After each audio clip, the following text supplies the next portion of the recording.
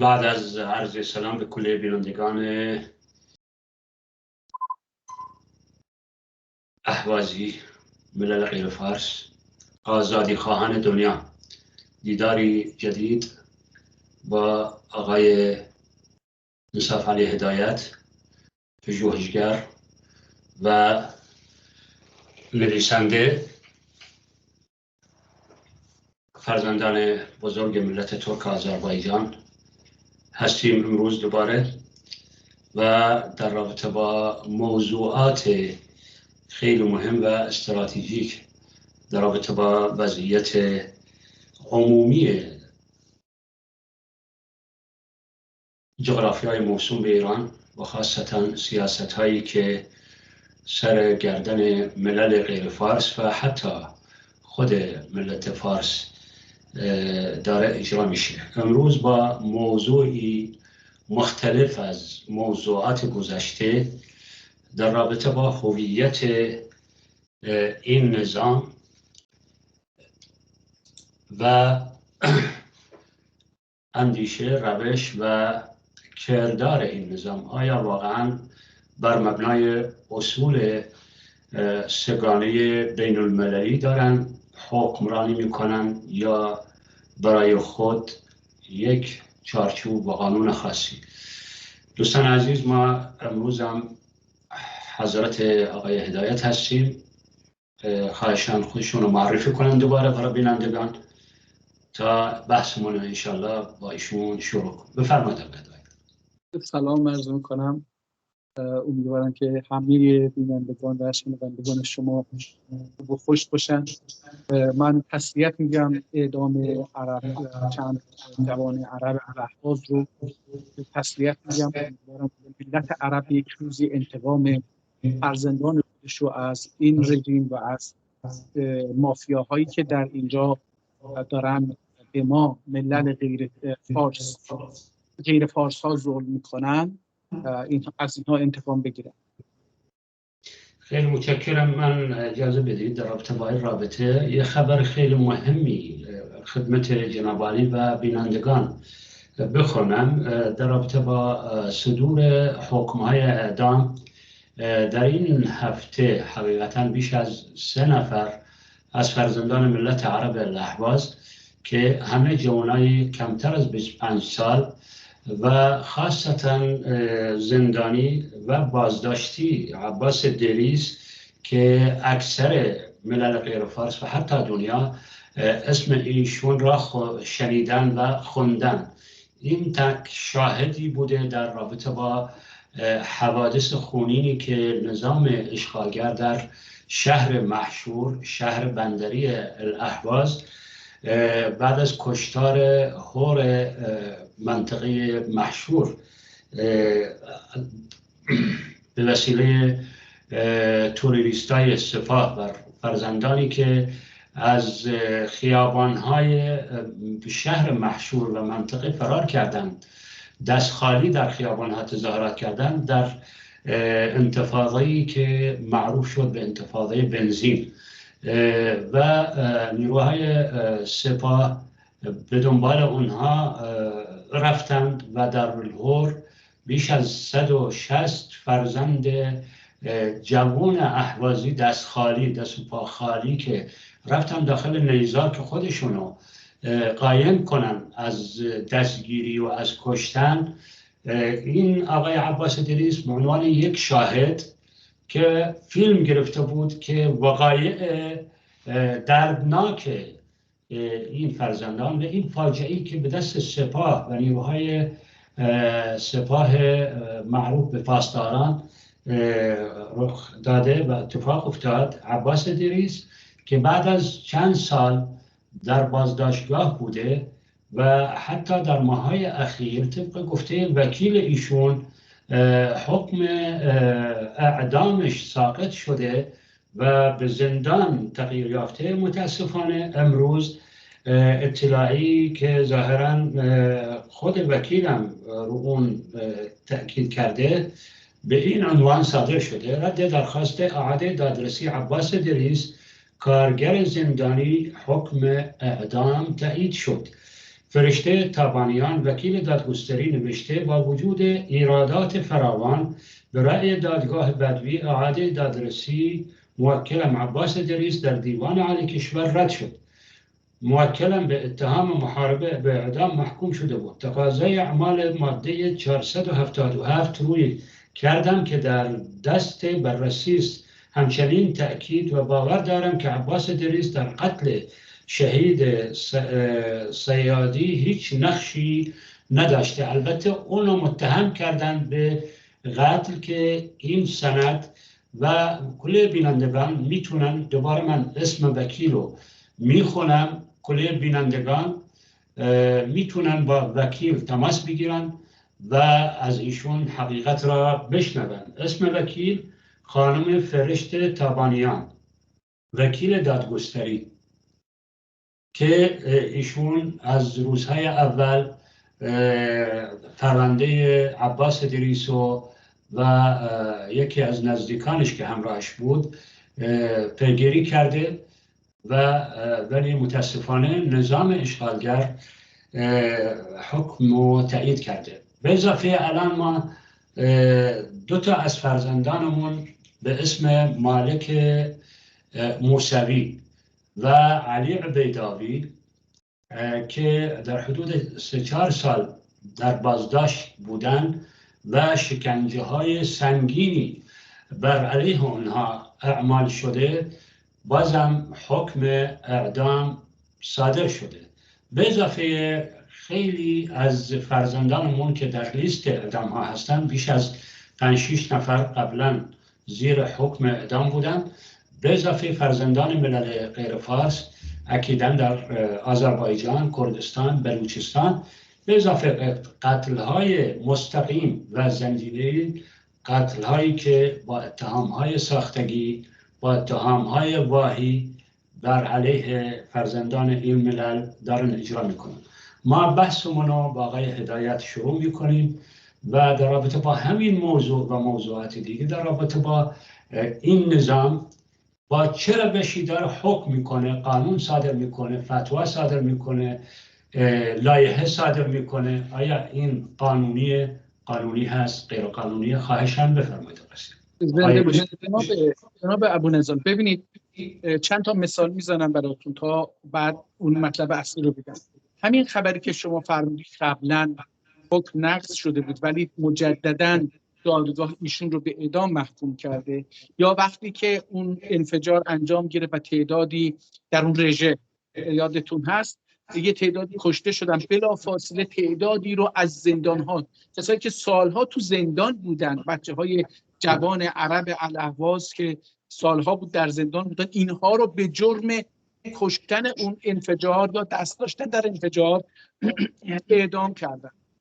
یا مثلا همین معذرت میخوام، همین 2-3 هفته پیش، یه هفته پیش که با هم صحبت میکردیم، اتفاقا یه مادری در تهران داشت صحبت میکرد که ترکه و بچه این رو گرفتن، هفته گذاشتن اعدامش کرد و در اعدامش مادرش میاد میگه که اینها اتهام به این بچه اتهام زدن که این بچه یک مثلا درجه‌دار یا افسر نیروی انتظامی رو در فلان شهر کشته، یه شهری نزدیک تهران،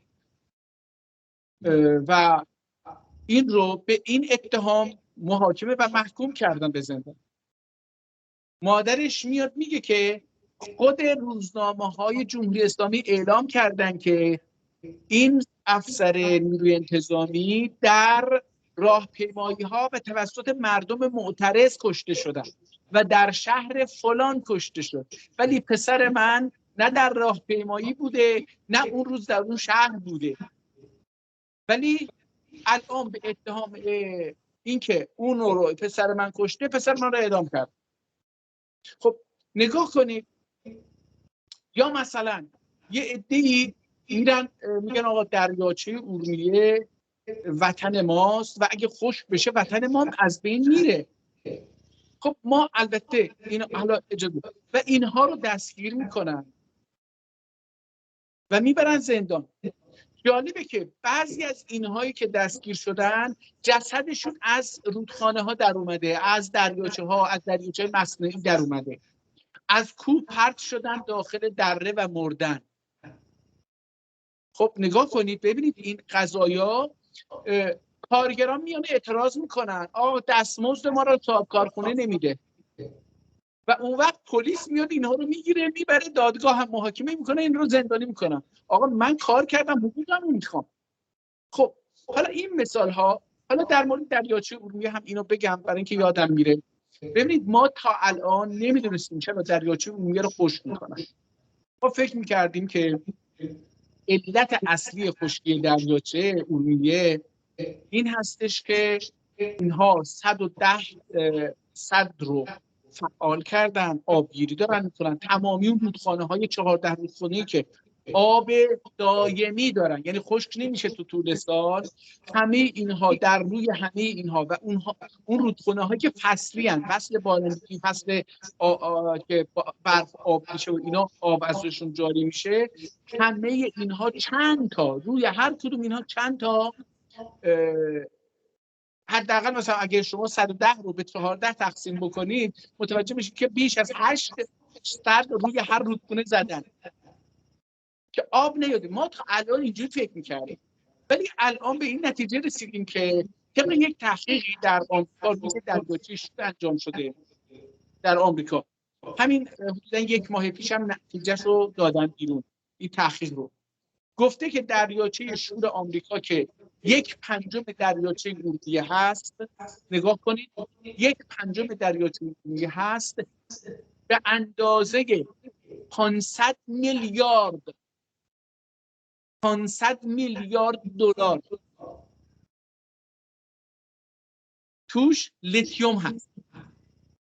حالا شما دریاچه ارومیه رو که 5 برابر اون دریاچه آمریکاست و شورتر از اون دریاچه هست، ضرب در 5 یعنی اون 500 میلیارد دلار رو ضرب در 5 بکنید میشه 2500 میلیارد دلار.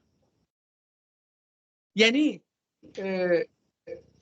میگن از جمهوری اسلامی 900,000 میلیارد دلار نفت از الاهواز بیرون کشیده و فروخته.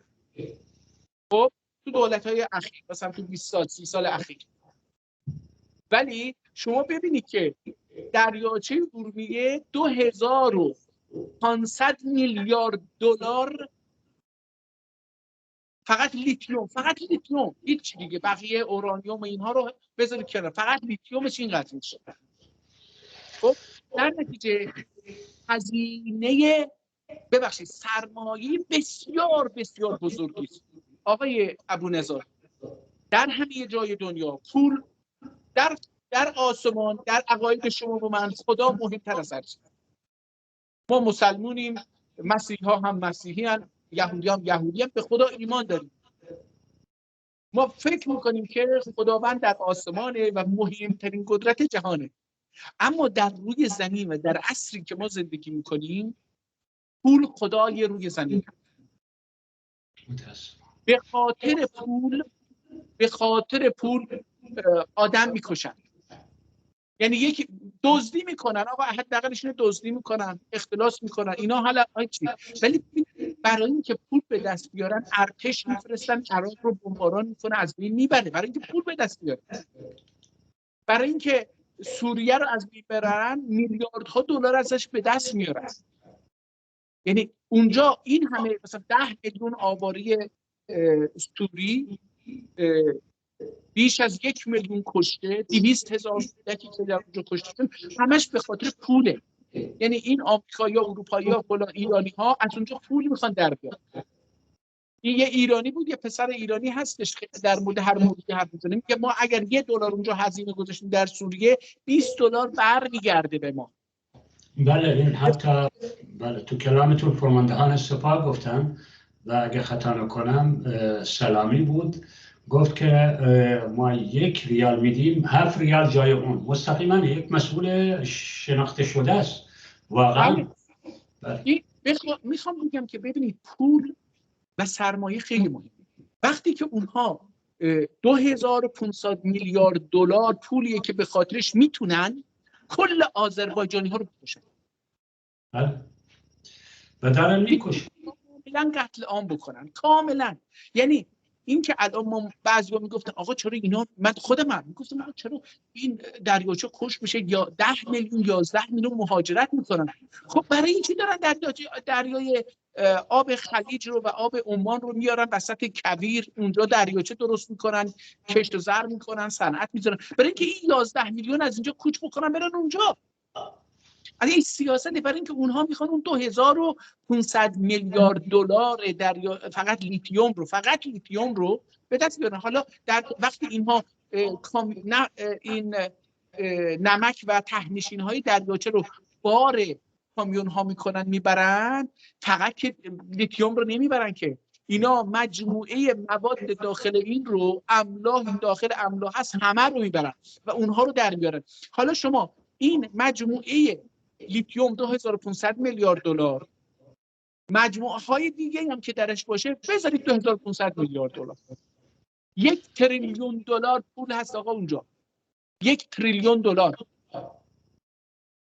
و برای حالا یه گروه حالا ببینید اینها نشون میده که در ایران دولت سر کار نیست، در ایران دولت وجود نداره. شما میگید خب پس چی وجود داره؟ ما میگیم ایران حاکمیت، ما نظام مقدس، سپاه پاسداران، ارتش، قانون، مجلس، قوای مجریه، قوای مقننه، قوای قوه قضاییه. خب شما چی دارید میگید؟ من میگم ببینید ایران توسط مافیا اداره میشه، انواع مافیا داریم. من 34 مافیا رو شناسایی کردم در ایران. مافیا چی کار میکنه؟ فرق مافیا با دولت چیه؟ اول اینو بفهمیم بعد بریم وارد اینها بشیم. دولت در تمامی دنیا، دولت‌های جدید، دولت در تمامی دنیا بر اساس قانون هم تأسیس میشه، هم قانون رو اجرا میکنه و هم اینکه ضامن اجرای قانون هست و بر اساس قانون رفتار میکنه. مافیا چی کار میکنه؟ مافیا بر اساس منافع شخصی و گروهی تشکیل میشه، برخلاف قانون دولت رفتار میکنه، بر اساس وفاداری اعضای مافیا به رهبر مافیا شکل میگیره، رفتار میکنه و هر کسی که منافعش مخالف منافع مافیا باشه یا در رقابت باشه دشمن فرض میشه و بدون محاکمه اینها رو میکشن. قانونی وجود نداره، بر اساس قانون رفتار نمیکنن، بر اساس منافع و فرصتی که به دستشون بیاد انتقام میگیرن. فرق دولت و مافیا در اینه، دو تا کلمه، مافیا انتقام میگیره، دولت قانون اجرا میکنه. مافیا وقتی انتقام میگیره فرصت رو از دست نمیده، در کوتاه‌ترین زمان ممکن انتقامشو میگیره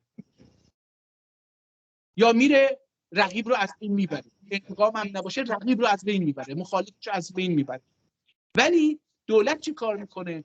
دولت میاد میگه آقا من که مافیا نیستم، من عجله‌ای هم برای اینکه انتقام بگیرم ندارم، من اصلا انتقام نمیگیرم. دولت نباید انتقام بگیره، برای اینکه حالا یه اتهامی هست فلانی یه ترور کرد، مثلا میگم یه بلوچ یه عرب رفته سپاه پاسداران بمب گذاشته، یه آدم متهم شده، یه تعدادی متهم شدن. دولت میگه که من این اعدام نمی‌کنم، اینها 2 سال بمونن تو زندان، من تحقیق بکنم ببینم واقعا اینها این کارو انجام دادن یا یکی دیگه این کارو انجام داده. اگر یادتون باشه روی اینها باز شد، یعنی تو دولت خاتمی، من هم خبرنگار بودم، شما احتمالاً تو ایران بودید، یادتون باشه دیدیم که اینها رفتن تو حرم امام رضا بمب گذاشتن، یه تعدادی را به اسم مجاهد خلق گرفتن اعدام کردن. سریع از کجا اینا رو گرفتن، چه جوری گرفتن، چرا گرفتن، اینا هیچ کس معلوم نپرسید. اینا اومدن اینها رو گرفتن، اعتراف هم تلویزیونی که بعدش شکنجه گرفتن، پخش کردن و بعدش هم اعدام کردن به سرعت. بعد یه مدتی معاون وزارت کشور آقای خاتمی مصطفی تاجزاده اومد گفتش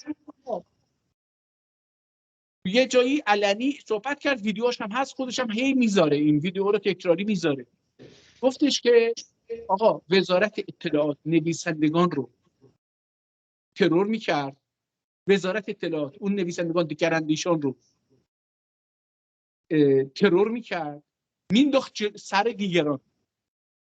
وزارت اطلاعات اومد حجاریان رو ترور کرد، انداخت سپاه پاسداران ترور کرد، انداخت سر دیگران. اون سعید چی بود؟ ببینید اینها نشون میده که یا امام رضا رو هم همونجا میگه، در همون جلسه این چیز میگه که مصطفی تاجزاده میگه که در مورد امام رضا هم اومدن به آقای خاتمی یه فشار آوردن که آقا ما توبه میکنیم دیگه، ترور نمیکنیم، ما اجازه بدید مثل مقطعی که امام رضا رو منفجر کردیم و یه تعدادی رو به عنوان عامل معرفی کردیم و انتقام گرفتیم، کشتیم، اجازه بدید دوباره این نویسندگان رو، ترور نویسندگان رو بندازیم گردن یه تعدادی، بکشیم برن و ما دیگه ترور نمی‌کنیم. خب مجموع این قصه های کوتاهی که چند تا رو مثال زدم چی میگه آقای ابونضال؟ به ما میگه که ایران توسط چند تا مافیای قدرتمند اداره میشه. در رأس تمامی مافیاها هم انتقام میگیرن، قانون اجرا نمیکنن. در رأس تمامی مافیاهایی که در ایران وجود داره مافیای مسلح قرار. حالا شما اگه از من بپرسید مافیای مسلح چیه؟ مافیای مسلح عبارت است مافیایی که یه شاخه در مجلس داره که حدود از مثلا میگم از 300 نماینده‌ای که در مجلس هستن، نماینده نیستن، اینا عوامل مافیا هستن در مجلس، 200 تاش عضو مافیاست، پاسدار هستن، پاسدار استعفا داده. اینا میان قانون تصویب میکنن و به مافیای مسلح یعنی به نیروهای مسلح اجازه میدن بر اساس همون قانون از اسلحه برای کشتن انسان‌ها استفاده بکنن. فرق این که انسان‌ها رو ارتش بکشه و سپاه بکشه و بسوس بکشه و اطلاعات بکشه و نیروی انتظامی بکشه یا یه فرزند عربی که تحت استعمار برای رهایی از استعمار میکشه، فرقش چی هست؟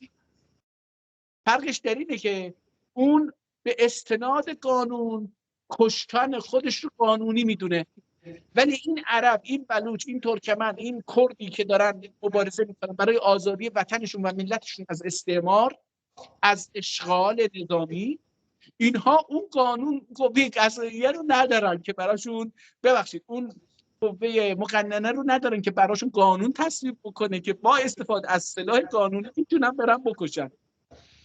فرقش در اینه مافیا اون بازو رو داره، بازوی مجلسشو داره، بازوی دولتشو داره، بازوی قوه قضاییه‌شو داره. حالا میرسیم به احکام قضایی. ببینید وقتی دادگاه مستقل نیست، تحقیقات نمیکنه، بر اساس ادله نیست، وزارت اطلاعات و پلیس و امنیت و بسیج و اینور و اونور، این نامه و این امام جمعه و اون پاسدار و این فلان میان توصیه میکنن این آدم رو اعدام بکنید، اینو بکشید، اینو فلان بکنید، این مشخص مافیاست دیگه. این بر اساس قانون نیستش که این بر اساس قانون نیست. شما بر اساس قانون محاکمه نمیشید، بر اساس اراده مافیای مسلح. مافیای مسلح عبارت از سپاه پاسداران، بسیج، اطلاعات، نیروی انتظامی و شاخه‌های سپاه قدس. در خارج از ایران علت این که مافیاها با هم می‌جنگن، ببینید در ایران یک مافیای بسیار قدرتمند دیگه داریم که تحت زیر بازوی مافیای مسلح است. اولین مافیا و مهمترین مافیا گفتیم کدومه؟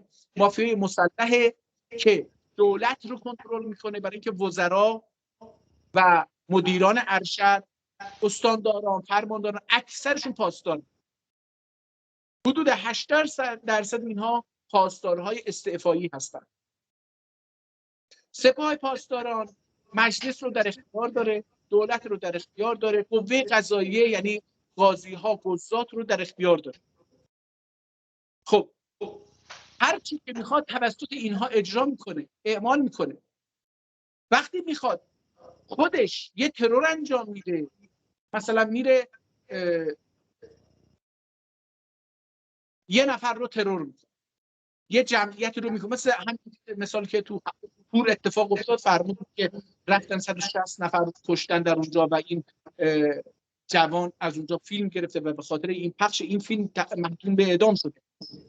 ببینید میره اونجا این همه آدم رو میکشه، میره جلوی کارخونه اون کارگرها رو میگیره یا میکشه، میره جلوی بازنشسته هایی که اعتراض میکنن، میره جلوی کسایی که اموالشون رو مافیا در بورس برده، از بین برده گرفته،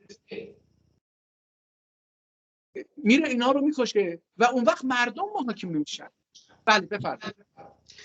این کلمات تیک توک حذف میکنه، میبنده، کلمات حساس. خواهشاً اینو یکم تجاوز کنیم، با یه چیز دیگه علامت بدیم. متاسفانه صحبت های جناب علی واقعا گرانبهاست و حقایق. بله بله. و ما میخوایم در واقع بینندگان از معلوماتی که جناب علی دارید میگید استفاده کنن که متاسفانه این نظام در واقع همینطور که استاد بزرگوار گفتن نمونه های زیادی مشابه اون هست. همین گروه های مسلح که الان خود نظام داره اداره میکنه، اگه خطا نکنم به گفته های آقای هدایت، مثل حزب الله و میلیشیای عراق و یمن و نمیدونم چی، اینا واقعا همه بر مبنای هیچ کدوم از اسس حکومتداری نیست. خارج از قانونهای مختصی دارن و دارن کشتارها و بدبختی‌های بزرگی سر ملت هم می‌زنن. بفرمایید آقای هدایت. معذرت می‌خوام، من صحبت جناب عالی قطع کردم. میدونم متاسفانه این مشکل برای همه هست. همه جای دنیا هم هست. عرضم ببینید در ایران دولت وجود نداره. حاکمیت مافیاهایی که با هم کار میکنن. ببینید یکی از مافیاها گفتم مافیای مسلح هست که در همه جا حضور داره. قاچاق مواد مخدر در حجم بسیار کلان، توزیع اون در ایران و در منطقه دست مافیای مسلح است. مافیای مسلح تمامی گمرک‌ها رو در اختیار داره. از هر گمرکی هر چیزی رو بخواد وارد میکنه و هر چیزی رو بخواد خارج میکنه. مافیای مسلح مافیایی هستش که مواد مخدر رو از مبدأ یا از کارخونه‌ها، لابراتوارهای خودش بیاره بیرون. ببینید در ایران حداقل 10 میلیون نفر معتاد رسمی داریم. حداقل این آمار مربوط به دوره خاتمی هستش و 10 میلیون. الان از دولت خاتمی تا الان حدود 20 سال گذشته و در این 20 سال احتمالاً 2 برابر شده. فقط ببینید دقت بکنید، در دوره خاتمی که من در ایران بودم و خبرنگار بودم، در دوره خاتمی روزانه 11 تن مواد مخدر فقط در تهران توزیع و مصرف می‌شد. 11 تن، 11,000 کیلوگرم. این مواد مخدر با این حجم عظیم، ببینید در آمریکا، در کانادا مواد مخدر مافیا میاره، ولی مثلا چقدر میاره؟ 1 کیلو، 2 کیلو، 3 کیلو. ولی در اینجا مافیایی که ایران کار میکنه 11 تن روزانه مصرف فقط تهران بود. حالا شما فکر کنید که ما این همه انسان داریم. مافیای مواد مخدر تنها مافیا در ایران هستش که قیمتش رو ثابت نگه داشته و حتی پایین اومده. یعنی در این 40 سال قیمت مواد مخدر بر اثر تورم، بر اثر گرانی، بر اثر بنزین، بر اثر گرانی اتومبیل و ماشین و حمل و نقل و رشوه و اختلاس و گمرک و اینها بالا نرفت، پایین اومده. ببینید وقتی این همه شما در خونه‌تون دو نفر با صحبت میکنن یا با دوستش صحبت میکنه، یه جلسه میذاره اینا رو سریع پیدا میکنه، دستگیر میکنه، ولی مواد مخدر رو نمیتونه. نه آقا، برای اینکه مواد مخدر قضیه پول توشه و پول بسیار هنگفتی هم توشه. شما فکر بکنید که اگر از هر کیلوگرم مواد مخدر فقط 1 میلیون تومان سود ببره که صفره، یعنی سودی نیست. شما ببینید 11,000 تن 11 تن یعنی 11,000 کیلوگرم ضرب در 1 میلیون تومان، ببینید چه رقمی در روز میشه. اینو به اضافه 5 تا 11 تن. حالا ما میگیم تهران 15 میلیون 14 میلیون جمعیت داره، بر مبنای 90 میلیون جمعیت عمومی جغرافیای موسوم ایران میشه تقریبا 7 تا 11 تن اضافه بکنی، یعنی روزی اگه خطا نکنم روزی 35 روزی آره بیشتر از این عدد. ببینید این الان در خیلی از موارد اقتصاددانا یا حتی سیاستمدارا میگن آقا ایران که محاصره است، فروش نفت، فروش مواد دیگه به شکل طبیعی خارج نمیشه، فروخته نمیشه، پس این همه پول و این همه خرج از کجاست؟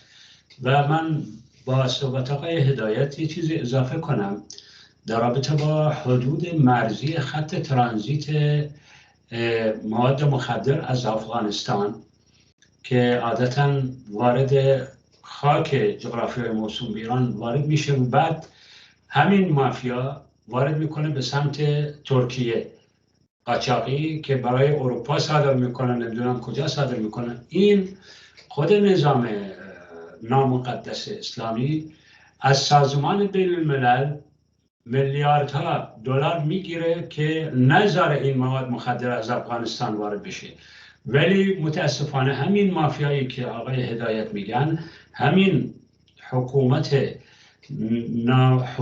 در واقع پولا رو از سازمان بین الملل، ما خیلی دیدیم گزارش های روزنامه ها هم ثبت کردن قبلا، پول از سازمان بین الملل میگیرن که آقا ما داریم جلوی نقل و انتقال مواد مخدر میگیریم، ولی خودشون تحویل میگیرن، پول هم تحویل میگیرن، خودشون هم میفروشن. آقای ابونظر ما متاسفانه شستشوی مغزی شدیم در این قضیه. ببین افغانستان تولیدش چقدره، ما اینو میدونیم، آمارها هست دیگه، چقدر تولید میکنه. ببینید بیشتر مواد مخدری که در ایران وجود داره به افغانستان تولید کنه، تریاک و حشیش، این دوتا. ولی چیزی که در ایران وجود داره مواد شیمیایی، مواد مخدر صنعتی هست، در لابراتوار تولید میشه، نه در افغانستان.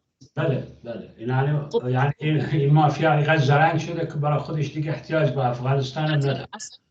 ببینید مواد مخدری که در ایران وجود داره یک نوع نیست. من تخصصی در این زمینه ندارم، نمیتونم بگم که چند نوع چی هست و از چی ساخته میشه، ولی ببینید تا اونجایی که اطلاعات من بهم میگه افغانستانی ها مواد مخدر خام تولید میکنن، یعنی تریاک و حشیش. بقیه مواد مخدرهایی که در ایران فروخته میشه یا به دنیا داده میشه، همه اینها در لابراتوارهای بسیار پیچیده و در انبوه گسترده. ببینید یه مثال براتون بزنم، مصرف ماکارونی در ایران روزانه چقدره؟ دقیقا نمیدونم. از مصرف مواد مخدر کمتر در است. مصرف ماکارونی در ایران روزانه 35 تا 40 تن نیست. در حال یا گوشت، مصرف گوشت در ایران روزانه 40 تن نیست. ولی ما مواجهیم با یک بلایی به نام مواد مخدر که این رو میاره. ببینید شما حجمشو میخوام بگم، حجمی که در اینجا هست اینها در ایران تولید میشه. کارخونه ها و شرکت های عظیمی، ببینید اینها اومدن داخل میوه ها مواد مخدر میذارن میارن خارج. یعنی یک تکنولوژی درست کرده، میوه رو میگیره دستش، معلوم نیست اونو از چجوری گذاشته داخلش، چجوری اینا رو چسبوندن. کاشی درست کردن، کاشی سرامیک دولایه هست، وسطش مجوف خالی، اونجا رو پر کردن. ببینید یک سیستم، اگر یک قاچاقچی ساده بود نمیتونست کارخونه سفالگری داشته باشه که مواد مخدر رو داخل سفال بتونن بپزن و بدن بیرون. ما با یک سیستم مافیای بسیار قدرتمندی که دستش بازه، قانون باهاش مشکل. اینجا شما میگید که آقا پس این همه مثلا تو زندان تبریز یه بند مواد مخدر هست، در هر زندانی یه بند مواد مخدر، اونجا یه تعدادی اونجا هست. بله درسته، منم دیدم، باهاشون مصاحبه کردم. اگر یه روزی بتونم خاطراتی رو که در زندان نوشتم، من در زندان نوشتم. من آقای ابونظالبا وقتی دوستانی که ایران دستگیر شدن، شکنجه شدن، زندانی شدن و اومدن خاطراتشون در بیرون نوشتن، یه فرق هست. فرقش اینه که من در زندان هر روز خاطره اون روز رو و هر روز با زندانی‌هایی که صحبت می‌کردم با اسم و نام مشخص همه رو می‌نوشتم همون روز. هفتگی هم اینها رو خارج می‌کردم از زندان و اینها خارجه، الان دست خودمونه. من دست خودمه، در کاناداست این مدارک. و اگر اینها رو بیارم اونجا مشخص میشه که مثلا فلان قاچاقچی اسمش با برادرش چجوری میرن، مثلا کجا میگیرن. ببینید ما با یک اونهایی که زندان هستن بند مواد مخدر، اینها خرده فروشن. ببینید فرق عمده فروش و تولید کننده رو میدونید قاعدتاً. تولید کننده میاد کارخونه داره، مثلا روزانه 45 تن تولید میکنه. توزیع کننده میاد اینها رو میبره به تاجرهای عمده در استانها میده. این تاجرهای عمده به تاجرهای جزء میدن در شهرها و این تاجرهای شهرها که جزءن به بقالها و چقالا میدن. میشه تو مصرف کننده هم که تو محله میره میخره مصرف کنه. مواد مخدر هم دقیقاً اینه. اونی که دستگیر شده تو زندانه، این مواد مخدر که در ارتباط با مواد مخدر هستش که اون پایه، اون بقاله، اون چقاله رفته 1 کیلو خریده آورده که تو محلش بفروشه، زندگی بکنه باهاش. این قاچاقچی نیست. این مواد مخدر بیچاره کار نداره. اگر بهش کار میدادن، یک مملکتی بود که تولید توش بود، کار بود، اینم میرفت کار میکرد، به مواد مخدر رو نمی آورد. ولی الان کاری کردن که کار اصلی در ایران مواد مخدره. قاچاق. این دومی مافیا. مافیای سوم مافیای قوه قضاییه. قوه قضاییه بر اساس سیستم مافیایی اداره میشه و اون مافیا مسلح اداره میکنه. مافیای مسلح میاد مافیاهای خودش رو در سازمانهای مختلف، در زمینه‌های مختلف ایجاد میکنه. بعد بهشون حق انحصاری اون کالا رو میده و میگه که من امنیت تو رو، امنیت مالی تو، امنیت جانی تو، امنیت فلانی تو من تأمین میکنم و سلاح تو من بهت میگم، اگه سلاح لازم داری من بهت سلاح میدم. اگه آموزش لازم داری چجوری از سلاح استفاده بکنی من اینو بهت میدم. در نتیجه وقتی اعتراضات تو خیابونا میاد، زن‌های اعتراض میکنن فلان، شما با یک گروه مافیا روبروید. یه عده سربازن اونجا، یه عده هم پلیسن اونجا، اونا رو میبینید. ولی بقیه رو با قمه و ساتور و نمیدونم فلان و تفنگ فلان و ساچمگی و فلان اومدن دارن مردم رو میزنن. اینا همون مافیا هستن. حالا جالبه یکی از مافیاها، گفتم مافیای قوه قضاییه است، چی کار میکنه؟ مافیای قوه قضاییه قانون که مجلس تصویب کرده به اون کاری نداره. اگر شما خیلی قدرتمند باشید، خیلی نترس باشید، بتونید بجنگید، اون قاضی مجبوره که یه ماده‌ای از قانون پیدا کنه بر اساس اون حکم بده. اما مثلا حکم ترک‌ها چیه؟ پانتورکیسم. آقا تو قانون ایران ماده‌ای به نام پانتورکیسم وجود داره؟ نه. و چجوری؟ آقا حکم اینا چیه؟ ارتباط با گروه‌های خارج از کشور. آقا تو ایرانی چی قانونی وجود داره؟ ببین و تازه دلیل چیه؟ آدم میره دادگاه میگه آقا من اومدم، آقا من با هیچ گروهی در خارج از ایران ارتباط ندارم، مدرک دارید بیارید. هیچ مدرکی نیست. ولی اون مافیا میخواد شما رو هر جوری هست محکوم بکنه، چون دستور مافیای بالا، مافیای مسلح دادگاه به مافیایی که در چیز ایجاد کرد. ببینید حالا مافیا مشخص دیگه ای هم داره. یکی از مشخصات مافیا با دولت اینه، فرقش در این مافیا ثروتمنده، خیلی پول داره و پول براش از هر چیزی در دنیا مهمتره. مافیا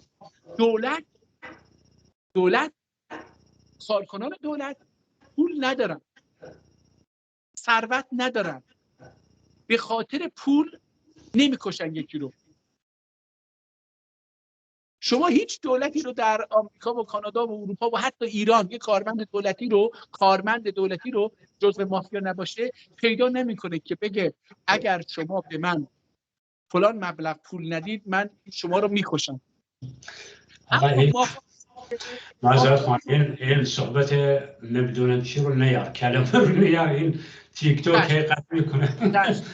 البته متاسفانه شیوه های این مافیا واقعا همینطور که استاد بزرگوارمون داره تعریف میکنه، واقعا کل حوادث روزانه در جغرافیای موسوم به ایران چیزی که آقای هدایت میگه داره منعکس میکنه. ببینید در خیلی شرایط حتی در پرونده های قضایی، حقوقی یا حتی سیاسی، چون جغرافیایی مثل ایران که 70% این ملل ساکن هستند، طبیعتاً باید بینش و روش و گرایش خاصی دارند در رابطه با همینطور که ایشون اشاره کردند پانتارک و پان عرب و نمیدونم بلوچ و غیره هست و ما شاهد هستیم به عنوان یک زندانی سابق در خیلی از شرایط اتهامات و شرایط خاصی که اون سر مافیا میخواد اجرا میکنه. بنده آقای هدایت شاهد بودم زمانی که بعد از 1 سال بازداشت در مرکز اطلاعات اهواز بودم، گفتن خانوادت برات وکیل آوردن، نامش امضا کن. وکیلم معروفه، برای همه معروفه، آقای فردوسی، پدرش روحانیون از روحانیون اول انقلابه، مسئول دادگستری اوایل انقلاب بود. مامور اطلاعات یه چیزی خیلی مهمی بهم گفت آقای ابونضال، چون من این ابونضالم بگم اونا هم میگفتن، چون در حکمم اصلا نوشتن طاهر فلانی معروف به ابونضال، یعنی اینم برام جرم بود، اسم پسرم نضال برام جرم بود. گفت آقا با خانوادت بگو یا میخوای ما رو وکیل کنی بگیم آقا وکیل نگیرن، چون وکیل هیچ کار است، نمیخوان پول خرج بدن، پول مصرف کنن، چون وکیل و غیر وکیل هیچ تأثیری ندارد. یعنی حکم مسبقاً مافیا صادر کرده، حکم و اتهام قبلا مافیا آماده کرده میده دست وکیل یا دست قاضی، همینطور که جناب علی گفتید.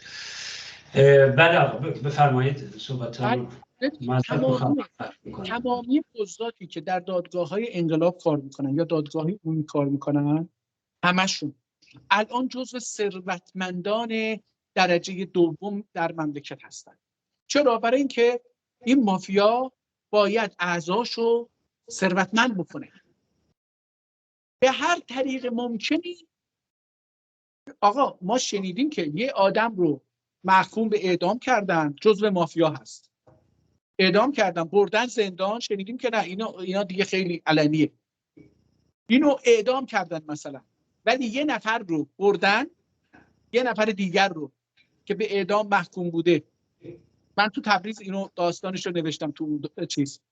یه نفر رو که خانواده‌اش دنبالش نمی اومده یا از یه استان دیگه تبعید شده بوده به زندان تبریز، اینو برمیدارن میبرن اعدام میکنن، به اسم اینکه فلانی رو اعدام کردن گورش میذارن، اون مافیا رو عمل جراحی میکنن، تغییر میدن، میره تو جامعه با یه اسم جدید زندگی میکنه. مافیا اینه، قوه قضاییه اینه، دادگاه ها اینه. برای همین شما میبینید که رشوه میگیره ولی دستگیر نمیشه. به ناموس مردم تجاوز میکنن تو دادگاه ها، محل اجرای قانون، به ناموس مردم، به پول مردم رشوه میگیره، فلان میگیره، ولی احکام رو تغییر میدن، هیچ اتفاقی نمیفته برای اینکه مافیاست. آقا یکی دیگه از مافیاها مافیای مدیریته. مدیریت در کشور دست مافیای مسلحه. یعنی چی؟ یعنی که شما مثلا تو الاهواز به یه مدیر اعتراض میکنید، فسادش رو افشا میکنید، ویدیوشو میذارید که با ناموس دیگران در ارتباط بوده، امام جمعه رو میذارید، نمیدونم فلان مدیر رو میذارید، معاون اداره رو میذارید، اختلاسشو، دزدیهاشو علنی میکنید. اینا رو از اینجا برمیدارن، مجازاتش اینه، از اینجا برمیدارن میذارن توی استان دیگه یا تو مرکز به پست بالاتر.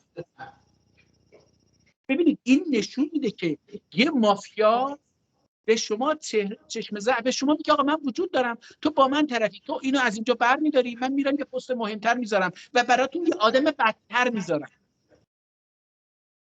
ببینید ما با یه چنین وضعیتی مواجهیم، مافیای اداری. برای همین مافیا علمی، نماینده مجلس تبریز که تو خودش پاسداره، درجه تیمساری داره، اگر یا سرهنگ یا تیمساره، فکر کنم تیمساری، بعد یه دستش هم قطع.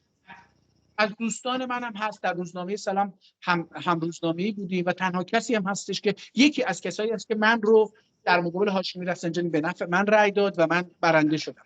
با این حال ایشون توی مقاله‌ای نوشته که در ایران حدود 300 نفر مدیر ارشد داریم که از انقلاب تا الان تغییر نکردن.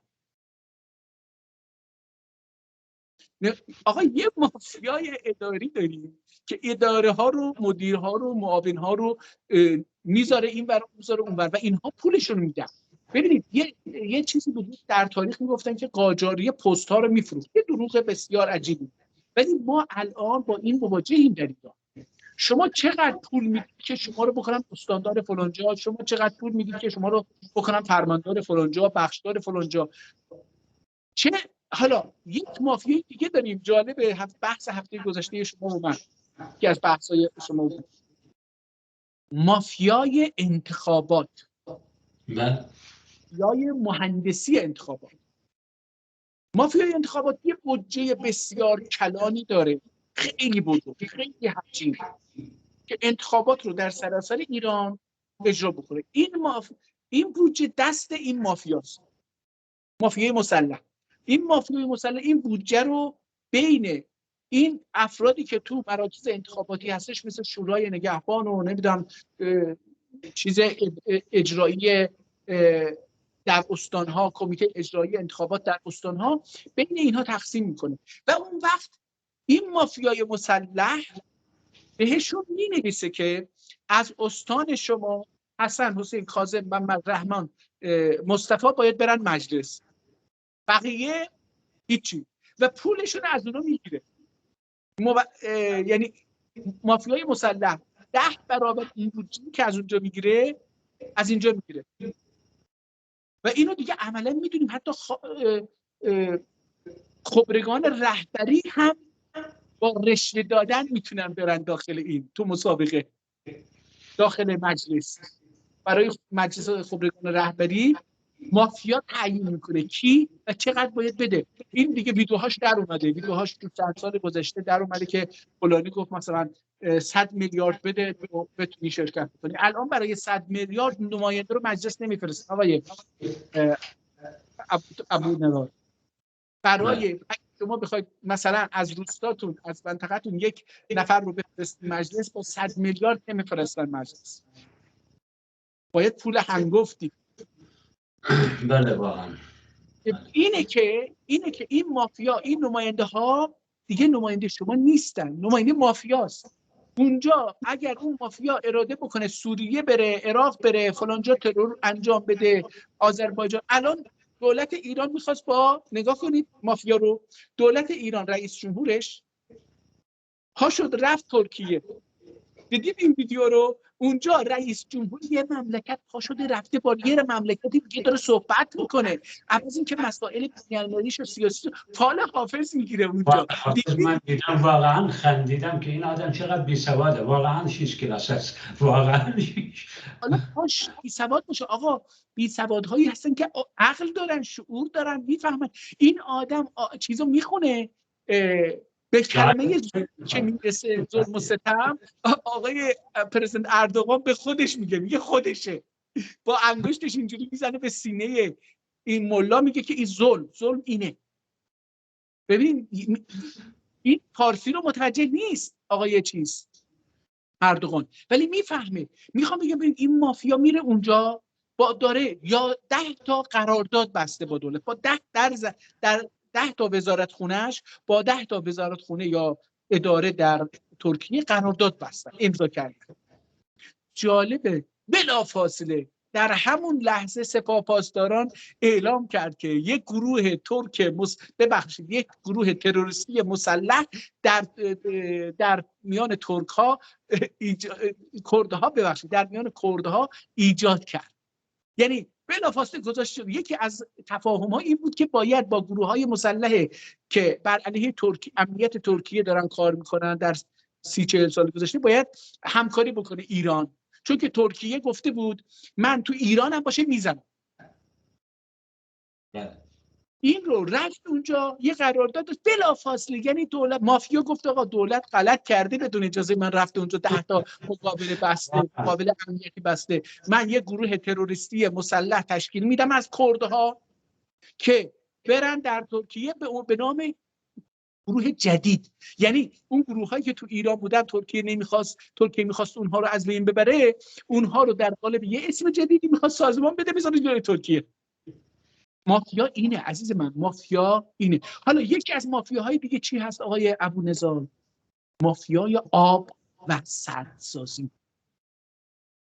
مافیای آب و سدسازی از دوره هاشمی رفسنجانی و قرارگاه خاتم الانبیا شکل گرفت.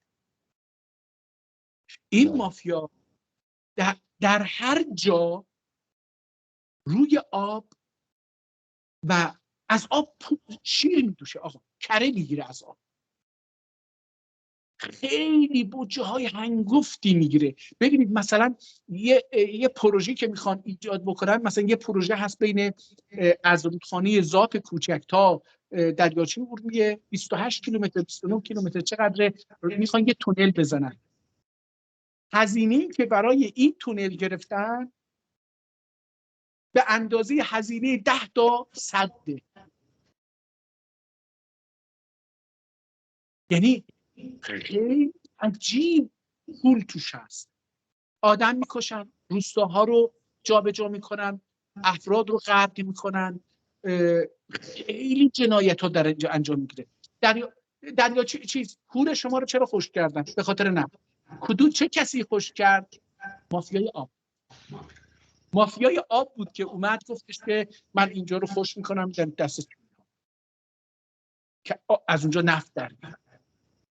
تمامی رودخونه ها و دریاچه هایی که در ایران خشک شدن یا دریاچه های مصنوعی و سدهایی که ساخته شدن همش دست مافیای مسلح و مافیای آب هست. مافیای آب. یکی از اینها مافیای نفت و گاز و بنزین و گازوئیل، مازوت. این چی کار میکنه؟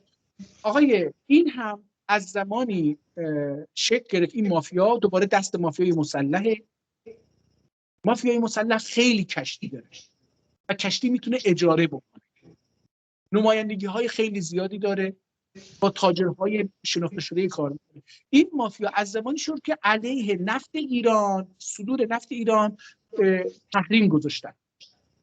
اینها اومدن ببین دکل میخرن، دکل رو زنده دکل رو خورد نخریدن آقای ابو نزار، دکل رو ساخته شده خریدن، اسمبل شده، یعنی مونتاژ شده بود، فقط اینا می آوردن اینجا به توسط چند تا جرثقیل اینو نصب می‌کردن.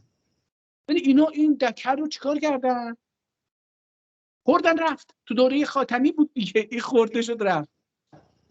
آقا یکی و اینها نفت و بنزین و مازوت و گازوئیل قاچاق میکنن برای دنیا، در سطح با کشتی و اینها، هم در داخل همسایه های ایران، هم داخل ایران.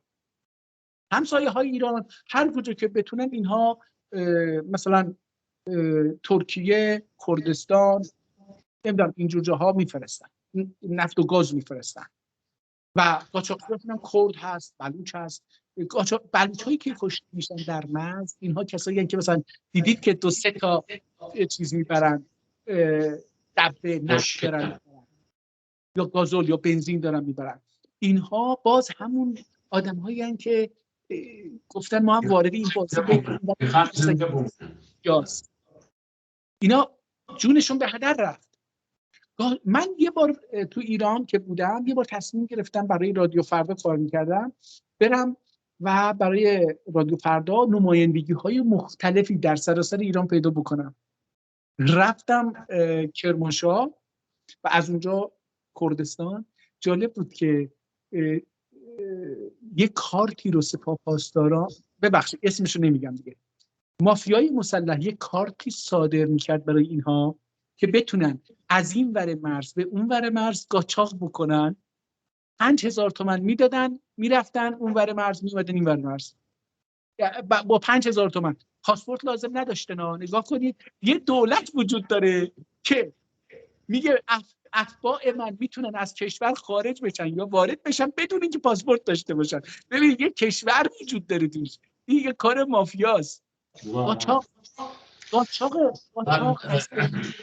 در رابطه با صحبت جناب عالی در رابطه با موضوع نفت، اگه خطا نکنم همین امروز که گذشت یا دیروز، مافیای بزرگ آمده یک کشتی داخل دریای عرب یا همون دریای عمان رو بوده، یا به قول خودشون گرفتن. بله نفت قاچاق کرده. نگاه کن، ادعا میکنن که این مال آمریکاست، نمیدونم مال، حالا این از کجا قاچاق کرده؟ خودشون که میخوان به مردم، به دنیا نشون بدن که آقا ما کشتی های قاچاق و این مشکلات غیرقانونی میخوان دستگیر کنن و داریم فشار میاریم به اطرافی که به ما محاصره کردن. حالا این نفتو ما در زمان جنگ ایران و عراق هدایت تا جایی که میدونیم یکی از این مافیاها پسر رفسنجانی بود. بله. مسئول نقل و انتقال نفت عراق. حالا نگاه کن، حالا نفت که از اهواز و غیره داره سرقت میکنن داخل جغرافی موسومی، به هیچ زمان جنگ با بعضی طرفهای عراقی همدست شدن. یکیشون پسر رفسنجانی بود که با کشتی و لنج از بصره و فا و اینا نفت قاچاق میکردن، میبردن صادرات میکردن. و واقعا همینطور که جناب عالی اشاره کردید، در جغرافیای موسوم به ایران حکومت به اون معنای حکومتداری وجود ندارد. یک نوع مجموعه تروریستی. ما اکثرا الان در دنیا حالا چه کاندید مجلس باشد یا کاندید سمت‌های قوه سگانه که اجرایی و قانونی و قانونگذاری هست، ما میدونیم بر مبنای کارنامه تحصیلاتی، دانشگاهی یا تخصصهای دیگه ممکنه پستی داشته باشه، ولی ما خیلی از این فرماندهان عالی رتبه در واقع میشناسیم، حالا چه بین مردم یا ملت عرب الاحواز یا ملت ترک آذربایجان یا بلوچستان، میدونیم که در واقع بزرگ شده های خیابانن به قول ما فرزندان ملل. یعنی حتی اون با اینکه این نظام ادعای تشیع و حکومت اسلام داره میکنه، یک وصیه هست آقای هدایت برای امیر المؤمنین هست خلیفه علی در نهج البلاغه من خوندم، میگه توصیه کرده به حکومت دارای اون زمان عهد دولت عربی اسلامی، گفته که آقا مسئول از خانواده های بزرگ انتخاب کنید، یعنی از خانواده های ریشه دار، خانواده هایی که فهم و شعور و حکومتداری رو بلدن، نه اینکه شخصی مثل شمخانی که کارگر خانه‌سازی راننده بلدوزر بود یا نمیدونم شاگرد بلدوزر بود، خانه سازی اهواز، شهر اهواز قبل از انقلاب، و یه دفعه شد پاسدار، بعدم رفت تا مسئول، نمیدونم قاشن با فارسی بگید مسئولیتش چیه، مسئول امنیت ملی. بله. و خیلی نمونه ها داریم ما در الاحواز و همچنین. آقای ابونظر، این آقای که اسمشو گفتید، این آدم به همین راحتی اونجا نرفته، محسن رضایی به همین راحتی اونجا نرفته. اینا 10,000 هزار نفر رو کشتن، زیر پاشون گذاشتن، اومدن بالا واقعا. و الان جزو مافیا هستن، جزو رهبران مافیا هستن. اصل حدوداً 10 نفر از اینهایی که حالا اسمش هم شما آقای شمخانی از فلان، 10 نفر جزو رهبران اصلی تمامی مافیاها در ایران هستن. بله. ما البته ملت همون یک نمونه مهم الان ببینید در سالهای گذشته در رابطه با مافیای انتخابات که سالیانه البته هر 4 سال یک بار انجام میدن، البته یه قانون مافیایی هم درست کردن که انتخابات رئیس جمهور و شورا رو و مجلس رو یکی کردن که دیگه همه داخل هم دیگه بشن، دیگه نمیخواد رئیس جمهور ممکنه هیچ کس نیاد رای بده یا اون نماینده، حتی شورای شهر هم با هم در یک روز انجام بدن که عدد بیشتر مردم رو یک جا جمع کنن. امروز ملت اهواز در خیابان‌های مرکز شهر اهواز، کارگرها و غیره با صدای بلند که ما در انتخابات شرکت نمی‌کنیم، چون این انتخابات امروز چند تا ویدیو دیدم از شهرهای مختلف، کارگران داشتن راهپیمایی می‌کردن و میگفتن که رأی نمیدن. خیلی خوشحال شدم با صدای بلند. البته امروز خیلی از فرزندان غیر کارگر، چون امروز حقیقتاً تظاهراتی که در اهواز رخ داد واقعاً امیدوار کننده است. فرزندان ملت عرب، نه فقط کارگر، حتی اقشار دیگر، چون جمعیت واقعاً زیاد بود، دستشون درد نکنه. من از هزارها کیلومتر دست تک تک اونها را میبوسم که واقعاً به حقیقت این نظام رسیدن، به این نمایش مافیایی در واقع در رابطه با انتخابات به قناعت رسیدن که این نظام ضمن اینکه من وقت آقای هدایت رو بیشتر میگیرم، در کلیه مراحلی که اتفاقات ناگواری در الاهواز اتفاق داده و کلیه رؤسای این مافیا از رفسنجانی، احمدی نژاد، روحانی و اخیر و خاتمی و این رئیسی اومدن وقتی ملت ما تو خیابان ها میریختن تو شهرهای از بستان تا خلیج عرب و در نهایت اینا می آمدن دستبوس ملت ما را میکردن و قول میدن آقا انشالله حل میشه، انشالله آب برمیگرده، انشالله کارگری برای شما ایجاد میکنیم.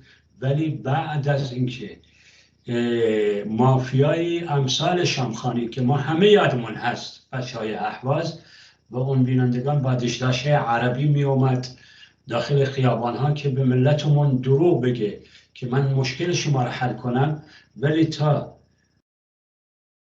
آزادی خواهان دستگیر کنن میندازن تو بازداشتگاه، آزادی خواهان اهواز و ملل دیگر رو میکشن، بعد انگار که اتفاقی نیفتاده. و اخیراً سال 2001 ما همه دیدیم خونخوار رئیسی حتی برای هور العظیم رفت، برای الحویزه رفت، برای منطقه الجوفر رفت که اونجا همینطور که آقای هدایت اشاره کردن هور العظیم رو خوش کردن فقط و فقط برای استخراج نفت و قرار بود که فرزندان ملت اهواز رو اونجا اشتغال بدن حداقل، ولی کارم به اونها ندادن. پس ملت غیر فارس باید بدانن که این مافیا بر سر همه ماها. ببینید یک قشر از ملت ترک یا عرب یا بلوچ یا لور یا غیره یا ترکمن یا کرد ضرر نمیبینه، بلکه همه ما از دکتر، مهندس، نظامی، بسیجی، کشاورز و بازاری همه داریم ضرر میبینیم، همه داره ضرر میبینیم. آقای هدایت پیغام آخر. ببینید در رابطه با مافیا، من مافیا رو به 34 قسمت در ایران تقسیم کردم که همه اینها به زندگی و حالا این چیزایی که تا الان گفتم اینا خیلی به زندگی همه ربط نداشت. نفت و قاچاق میکنن بکنن، نمیدونم مواد مخدر میارن اونایی که معتاد نیستن میگن اوکی به ما چه ربطی داره، معتادم که راضی ام. متوجه؟ ولی ما 34 تا مافیای دیگر داریم که دست مافیای بزرگه و اونها اداره میکنن و به زندگی روزانه مردم ربط داره. نگاه کنید همین دیروز خبر اومد که میخوان بنزین رو 8000 تومان بکنن از سال بعد. چرا خبر رو از همین امروز گفتن؟ برای اینکه مردم تو این 3-4 ماه آینده 2 ماه آینده آماده بشن، بپذیرن اینو بپذیرن. اوکی آقا نباید اعتراض بکنیم، 8000 تومان خوبه، بد نیست که چه ارزونی کنم باشه. این مال مافیاست، مافیای بنزین و آب. به هر حال مافیا در زندگی ما در همه سلول‌های زندگی من و شما و بقیه، از یه روستایی گرفته تا میلیونر نفوذ کرده، اداره میکنه و اگر هم منافع اونها رو 1 سانتی 1 میلیمتر بخوایم بهش دست بزنیم، وارد حوزه کار و فعالیت مافیا بشیم، بلافاصله شما رو از بین میبره. یه مثال کوتاه میزنم خدا نگهدار. دیروز شنیدیم که یه نفر رفته نمیدونم چند صد میلیون تومان پول گذاشته یک کارگاه، یه محلی برای تولید گوجه فرنگی گلخونه‌ای ایجاد کرده. مافیا اومده بسته، این چند صد میلیون رفته بالا. برای چی دولت به این مجوز داد بره اونجا؟ چرا اجازه دادن زمینشو بخره؟ چرا امکاناتشو خریدن؟ چرا محصولاتشو اجازه دادن بخره بذاره اونجا؟ و اون وقت تازه مافیا اومده گفته خب حالا که من تا الان فروختم همه چی رو، حالا دیگه اجازه نمیدم. تو دوره هاشمی رفسنجانی عین همین کارو انجام دادن، اومدن گفتن که قطعی بکنید، زمین هاتون رو آبیاری قطعی بود. تمامی تجهیزات رو فروختن به مردم و بعد گذاشتن رفتن. آقا هیچ به هیچ. خب میخوام بگم که ما با دولت طرف نیستیم. در ایران دولت وجود نداره. در ایران زندگی ما دست مافیاست. برای همین به راحتی میکشه، به راحتی انتقام میگیره، به راحتی قانون‌ها رو زیر پا میذاره، به راحتی دزدی میکنه، به راحتی هر جنایتی که بخواید انجام میده و از رو نمیره. یعنی آدم امام جمعه هست، با زن مردم در ارتباط، عکس لخت زن و خانم و اون چیزو میگیرن میبرن، میگه آقا هر کی میخواد من بیام زنشو صیغه بکنم. یعنی اینقدر پر رو ما با یه چیزای بیرو پر روی که قانون وجود نداره. چیزی که وجود داره مافیا و پوله. بسیار ممنونم، متشکرم، روزتون بخیر. خدمت بینندگان و جناب عالی 2 تا نمونه از جناب عالی که صحبت کردید تعریف کنم. سال 87 بنده اهواز بودم، رفتم درخواست موتور پمپ آب برای زراعت. همینطور که جناب علی اشاره کردید کلی مقدمات اولیه برای نهر و خرید و نصب و ساختمان همه را انجام دادم. در نهایت باید مجوز برداشت آب از نهر کرخه بگیرم. اون زمان سال 67 به قول 67 ایرانی شمسی چی بهش میگم، من 3 میلیون تومان ضرر کردم، یعنی وسیله خریدم. اون مافیایی که وسایل میفروخت، مافیای آب گفت آب بهت نمیدم. رفتم سازمان آبیاری خیابان لشکر، میدم برید، الان موتور پمپ هم مصادره کردم. متوجه مسئول سازمان یکی آوردن از اصفهان، اسمش آقای کاشه، اسمش هم یادمه. رفتم مسئول اون قسمت نهر کرخه آقای فیاضی بود، بچه‌های عرب بود. آقای فیاضی گفت والله آبو نضال پرونده مشکل پیدا کرده. خیر انشاءالله. گفت برو پیش رئیس. رفتم پیش کاشه، یه ریش پروفسوری زده بود با خداوکیلی. اینو من با سند میگم، با دلیل میگم که شاید این فیلم برسه دست کاشه و مسئول سازمان برق دولت اشغالگر در لحواس. پیپم میکشید. گفتم آقای کاشه جریان چی؟ گفت آقا شما میخوای انشعاب بگیری، باید حق انشعاب بدی. گفتم چقدر؟ گفت 30% قیمت اراضی زمین. من همینطوری یک رقم خیالی زدم، شد 30 میلیون تومان. اون زمان 30 میلیون تومان.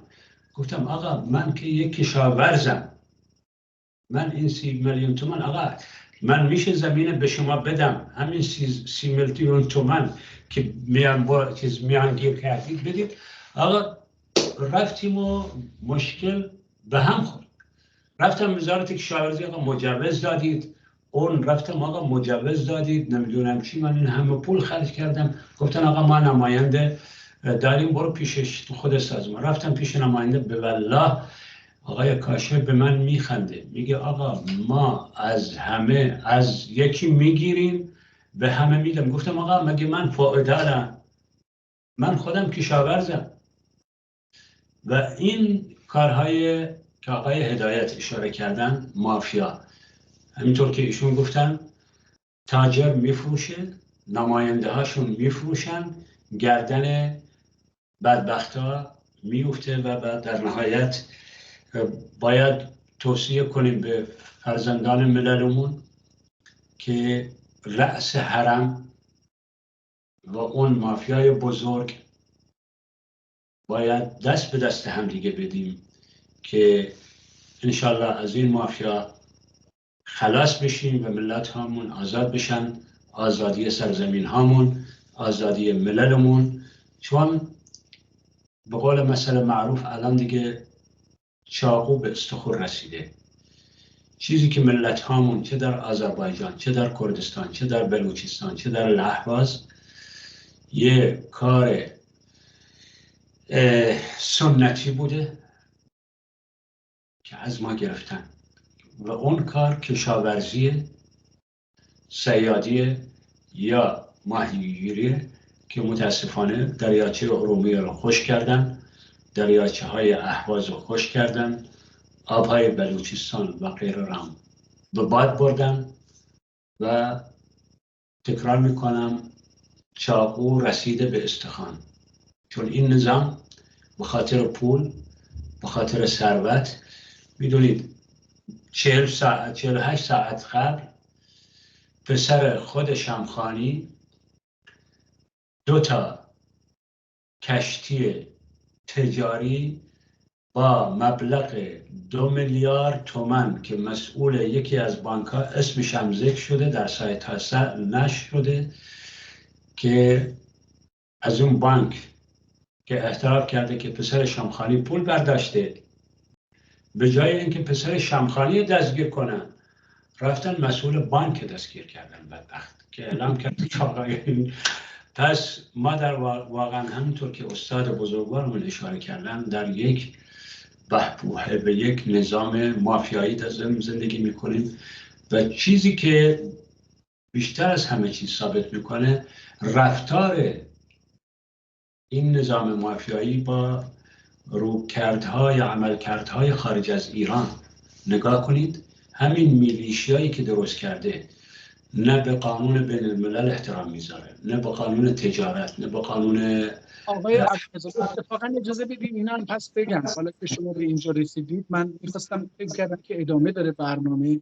ببینید علت اینه که ایران در عراق، افغانستان، پاکستان، سوریه، لیبی، حتی ترکیه، هر جایی که دست گذاشته رو ایجاد کرده برای منافع مافیا هست. این مافیا هستش که ببینید دولت بر اساس قانون میگه آقا مملکت شما عراق، من قوانین شما رو به رسمیت میشناسم، در چارچوب قانون و قراردادهای بین‌المللی و قوانین بین‌المللی با هم در ارتباط هستیم. ولی مافیا اینو نمیگه. مافیا میگه که آقا من پولم اینم سلاحم اینم آدم‌هام، میام اونجا مخالفانم رو رقبامم رو میکشم، حذفش میکنم و بازار رو دست خودم میگیرم، قدرت رو دست خودم میگیرم. ببینید در سوریه همین کارو میکنه، در عراق همین کارو میکنه، در همه جا، هر جا که شما دیدید این مافیاست. برای اینکه مافیا نه به قانون دولت خودش تابعه، نه به قوانین دولت‌های دیگر و نه به قوانین بین‌المللی. برای همین تو دریا دزدی میکنه، تو داخل کشور توریستاشو میدزده، در خارج کشور انسانهای مخالف خودشو میدزده، قتل میکنه، کشتار میکنه، انفجار میکنه.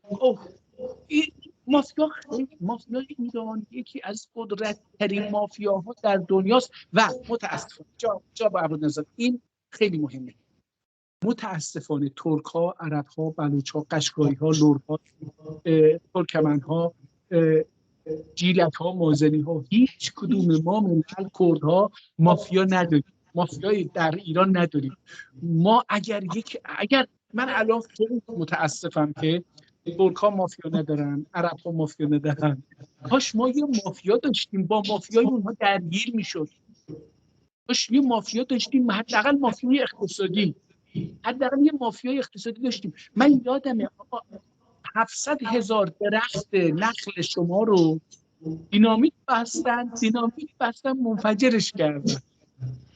به درخت نداشت.